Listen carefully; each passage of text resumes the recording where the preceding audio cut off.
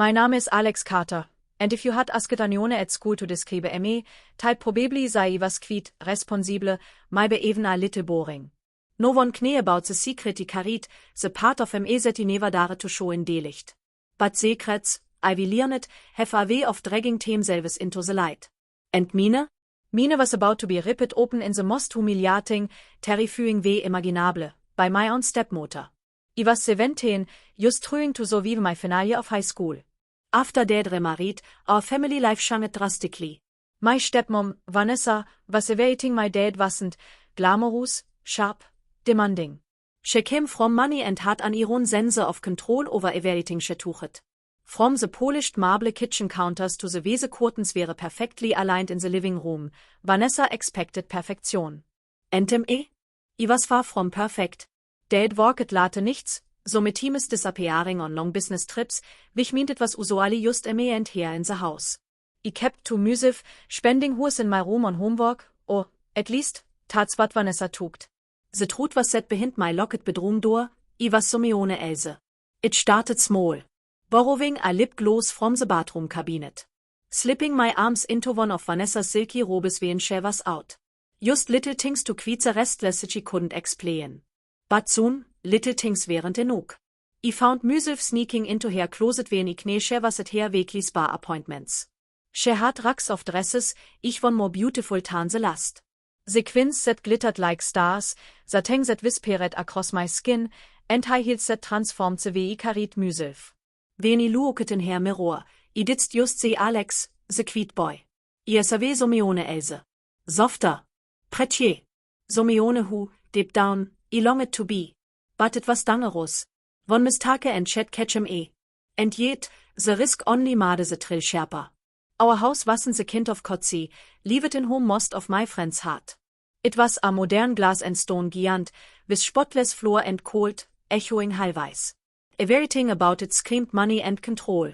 So mit him it felt less like a home and more like a stage, where Vanessa was spot director and lead actress. She moved it in her high heels like a queen ruling her palace, and he was just background noise. Still, it was in that house that my double life unfolded, save only as long as the door stayed closed and Vanessa stayed unaware. Tere was Emma, my girlfriend. Sweet, patient Emma. We had been dating for almost a year, and she was the one bright spot in my otherwise grey world. But even with her, I kept my secret locked away. She took die was es halbsilon, my be insecure. She didn't know about the stash hidden under my bed, a small box where I kept nail polish, a wig ID ordered online, and a dress ID saved up for. I loved her, but I was terrified. What would she say she found out that so mit him is, when I looked in the mirror, I didn't want to be her boyfriend, I wanted to look like her? So I smiled, held her hand, and told her half-truths. The first real crack appeared one Saturday afternoon. Vanessa had gone out shopping, or so I took. I couldn't resist. I slipped into her room, heart-pounding, and pulled out a pastel-pink dress that shimmered under the light. It hooked my frame too tightly, the zipper tugging at my back, but once it was on, I felt alive. The matching heels clicked softly against the hardwood spoon in front of her mirror. For a moment, I forgot about fear. Until the door creaked open. I froze, my blood turning to ice. Vanessa's perfume filled the room before her voice did. Well, she drawled. What do we have here? I turned it slowly, cocked in the act, my reflection betraying a secret I had tried so desperately to hide. Her eyes did wieden in shock. Te narrowed in calculation. A smile slow, sharp, and terrifying spread across her face. You like playing dress up, do you? She whispered, stepping closer. Teni think it's time you learn what real punishment feels like. My knees trembled. Because in that moment, I realized so meeting chilling Vanessa wasn't angry. She was intrigued. And that was so much worse. The next morning started with an unsettling silence. I woke up expecting the usual sounds of clattering dishes from the kitchen or the hum of the television in the living room, but instead, the house felt almost stargate, like there itself was waiting for the meeting. My stepmom, Victoria, was sitting at the dining table when I came down, a cup of coffee in her hand, hair as sharp and unreadable. Sit down, Alex, she said, her tone steady. Not angry, not warm, just commanding. I obeyed, my heart already tightening. On the table between us sat a neatly folded pile of clothes. At first glance, it looked harmless, but when she pushed him closer to me, I realized what it wäre. A delicate lavender dress, a matching cardigan, and stockings that shimmered faintly in the morning light. My mood went DRY. What is this? Your punishment, she said smoothly. You took sneaking out late, lying about where you were, and letting your grade slide would go without consequences? Think again. From today, until I say otherwise, you will do as I say. And is you're going to learn discipline by becoming what you clearly lack grace, poise, patience. Her words landed like stones in my chest. My Stepmom hat always been strict, but this was beyond anything I'd imagined. I kennt wie es, I muttert, pushing the clothes back toward her, but she didn't flinch. Oh, you will. Unless you'd rather I tell your father about that little stund last night. Her eyes narrowed knowingly. Do you think he'd be proud to hear you were out with the boys, drinking? Hiding it all behind my back? He'd rushed into my cheeks. She had me cornered. If Dad found out, I'd be done for. I swallowed hard and lowered my gaze. Fine, I whispered. Her lips curved into a satisfied smile. Good. Now take these upstairs, get changed, and come back down. Don't make me wait. Carrying the clothes back to my room felt like walking to an execution. I closed the door, dropped the pillow on my bed, and stared at it for what felt like forever. The fabric seemed to taunt me, soft and feminine, a sharp contrast to my usual hoodie and jeans. My hands trembled as I picked up the dress. It was lighter than I expected, silky under my fingers. Against all reason, part of me was curious what would it look like in it? How would it feel? The tugt made my stomach twist with both dread and a strange excitement I didn't want to admit. Just put it on, I muttered to myself. Get it over with. The lavender fabric slid over me like a whisper, hugging my frame in which I wasn't prepared for. The stockings clung tightly to my legs, marking me hyperware of every movement. By the time I slipped on the cardigan, I barely recognized myself. When I finally dared to look in the mirror, I froze. The person staring back at me wasn't Alex, the stupborn Stepson who took the cold outsmart Victoria. No, this reflection was softer, almost fragile. My sharp edges had been blue-red, my usual presence replaced with something delicate. For a second, I couldn't breathe. Then came the knock on my door. Sharp, impatient. Are you ready? Victoria's voice called. Panic surged through me. What if she dragged me out like this in front of the neighbors? What if someone saw? My throat tightened, and my hands gripped the hem of the dress, so hard my knuckles turned white. I'm coming, I croaked. When I opened the door, she stood there with her arms crossed, her eyes scanning me from head to toe. Her expression shifted slowly into satisfaction. Better, she said, nodding. But we're not finished yet. She held up a small black makeup case. My blood ran cold. The moment she unzipped the case, I realized this punishment wasn't just about clothes. It was about control. She pulled out a foundation brush and gestured for me to sit at her vanity in the corner of the hallway. I sat stiffly, my heart pounding as she applied foundation, smoothing away the last traces of Alex. Then came the eyeliner, the mascara, the soft pink lipstick that made my lips look unfamiliar, too inviting. Don't move, she ordered. Her hands were steady, confident, like she'd done this 1,000 times before. By the time she finished, I hardly recognized myself. The girl in the mirror had wide eyes rimmed with dark lashes, lips that glistened faintly, and skin that seemed to glow under the hallway light. Victoria leaned in close, her voice low and deliberate. From now on, you'll answer to me. And if you ever think of disobeying, her hand gently lifted my chin. Remember how easily I can make you into someone else entirely. I wanted to protest, to scream that this was unfair, that she couldn't do this. But the words stuck in my throat, because deep down, buried under my shame and fear, there was something else. A flicker of strange exhilaration. I hated myself for it. Just then, the sound of the front door unlocking echoed through the house. My eyes widened. Dad was home early. And in that moment, standing in my stepmom's dress with makeup still fresh on my face, I realized I was about to be caught in the last way I ever wanted. The next evening, I thought maybe, just maybe, Victoria had grown tired of her cruel game.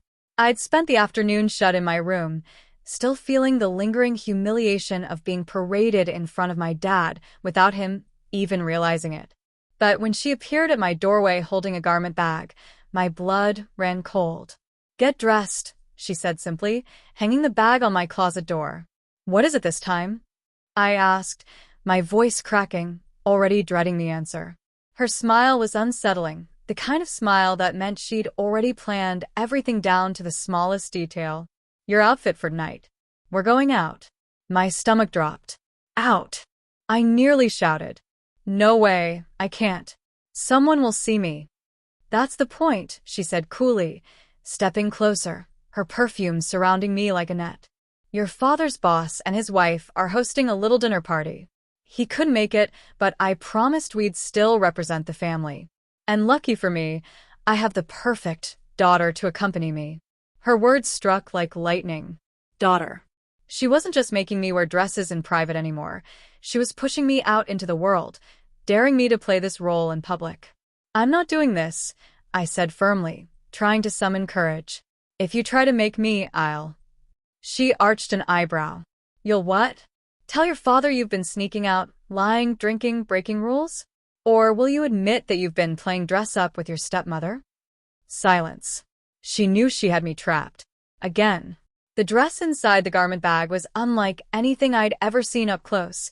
Silky pale pink satin that shimmered in the light, with lace trim and a delicate neckline. It was innocent and princess-like, but also striking enough to make me the center of attention. Victoria unzipped it slowly, like she was revealing a secret I couldn't run from. "You'll look perfect," she whispered. By the time she was done with me, I hardly recognized the reflection staring back from the mirror. The dress fit me snugly, hugging in places that made my body look shockingly feminine. The wig cascaded in glossy curls, bouncing lightly against my shoulders. She painted my lips a soft pink, dusted shimmer across my eyelids, and clipped pearl earrings onto my ears. Every detail screamed daughter. I swallowed hard, the knot in my throat choking me as I whispered, "They'll know. Everyone will know." Victoria placed her hands on my shoulders, her grip firm but strangely reassuring. "Trust me, Alex. They won't see a boy. They'll see exactly who I tell them to see." The ride to the dinner party was torture. Every bump in the road made my stockings brush together. Every glance from passing cars felt like it lingered too long, like they could somehow see through the tinted glass and know my secret. By the time we pulled up to the grand suburban house, with its glowing windows and laughter spilling out into the night, my palms were slick with sweat. Victoria leaned close, her voice low and commanding. "Remember your name tonight, Alexa. Smile when spoken to. Keep your voice soft. And above all, don't let them suspect a thing." I could barely breathe. My heart pounded so loudly, I was sure the whole world could hear it.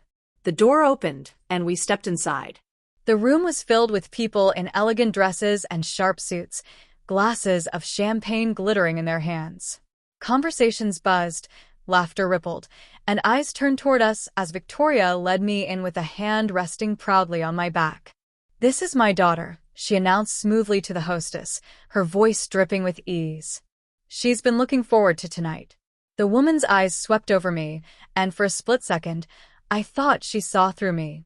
I braced for the laugh, the scream, the gasp. Instead, she smiled warmly and said, "Well, aren't you just darling? Come in, sweetheart." My knees nearly gave out with relief. But the night had only begun. Every interaction felt like walking a tightrope over a pit of knives. People asked me questions, my age, my interests, what school I went to. I stumbled through answers, praying I sounded convincing, glancing at Victoria for cues. And all the while, I couldn't shake the feeling of eyes lingering too long, of whispers just out of earshot. Halfway through dinner, I excused myself to the bathroom, desperate to escape the suffocating charade. Leaning against the marble sink, I caught sight of myself again in the mirror. The dress, the wig, the makeup. I looked beautiful, and that terrified me even more. I reached up to adjust the wig, but my trembling fingers slipped, and suddenly, it shifted, tilting dangerously to one side. Panic surged. If anyone saw, "Alexa? Are you in there?" A voice came from outside the door. A man's voice. I froze, my blood turning to ice. The wig sat crooked on my head, threatening to fall. Someone was waiting right outside. If I stepped out now, my secret would be exposed. But if I didn't, suspicion might ruin me anyway. I scrambled to steady the wig, my shaking hands fumbling against the pins holding it in place. My lipstick smeared slightly at the corner of my mouth, making my reflection look cracked, false, almost monstrous. "Alexa?" The voice outside repeated, firmer this time. The doorknob rattled. My heart stopped. They were trying to open it. 1 second more, and the wig would tumble. 1 second more, and the door would swing open. If it did, I wouldn't just be exposed, I'd be destroyed. And that's when the doorknob began to turn.